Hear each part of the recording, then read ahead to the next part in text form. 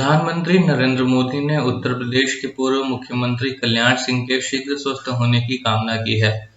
PM Modi ने शुक्रवार को ट्वीट कर कहा, मैं यह बात सुनकर बेहद भावुक हो गया कि बीजेपी के राष्ट्रीय अध्यक्ष जेपी नड्डा से बातचीत के दौरान यूपी के पूर्व सीएम कल्याण सिंह ने उन्हें याद किया।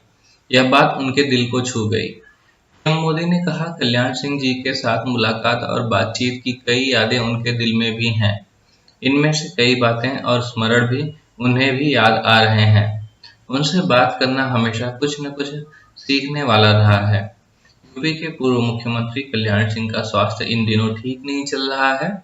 पहले उनका इलाज लखनऊ के राम मनोहर लोहिया आयुर्विज्ञान संस्थान में हो रहा था, लेकिन ज्यादा तबीयत बिगड़ने के बाद उन्हें संजय गांधी आयुर्विज्ञान संस्थान की क्रिटिकल केयर यूनिट ले जाया गया है, जहां डॉक्टर उनकी सेहत का लगातार निगरानी कर रहे हैं। शिवसेना सांसद संजय राउत ने गुरुवार को प्रधानमंत्री नरेंद्र मोदी के मंत्रिमंडल में हुए बदलाव को लेकर तंज कसते हुए कहा कि रविशंकर प्रसाद को हटा दिया गया। उन्होंने कहा, रविशंकर प्रसाद हमेशा प्रधानमंत्री नरेंद्र मोदी के कार्यों को मास्टर स्ट्रोक बताते हुए टेकी बघारते रहे। हालांकि इस बार मास्टर स्ट्रोक ने उन पर ही पलटवार किया है। उन्होंने कहा कि अन्य अनुभवी मंत्रियों जैसे प्रकाश जावड़ेकर और थावरचंद गहलोत को भी इस्तीफा देना पड़ा। नए चेहरों को लाया गया है। जाहिर है उन्होंने नए मंत्रियों को उनकी योग्यता के आधार पर अपनी टीम में शामिल किया होगा। प्रधानमंत्री नरेंद्र मोदी की नई टीम के सदस्य कामकाज शुरू कर चुके हैं।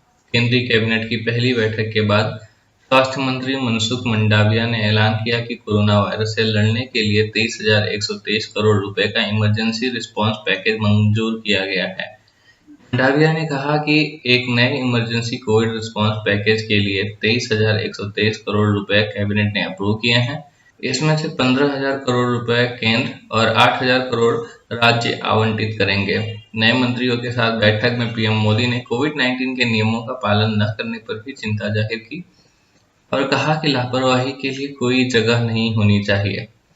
पीएम मोदी ने कहा कि मंत्री अपने पूर्ववर्तियों से मिलकर उनके अनुभवों से सीख सकते हैं। उन्होंने नए मंत्रियों से कहा कि जो अब सरकार में नहीं है, उन्होंने भी काफी योगदान दिया है और नए मंत्रियों को उनसे सीखना चाहिए। जम्मू कश्मीर में आतंकवादियों से मुठभेड़ की बड़ी खबर सामने आ रही है। सुरक्षा बलों के साथ मुठभेड़ में 2 पाकिस्तानी आतंकवादियों को ढेर कर दिया गया है। इस एनकाउंटर में 2 जवान शहीद हो गए हैं।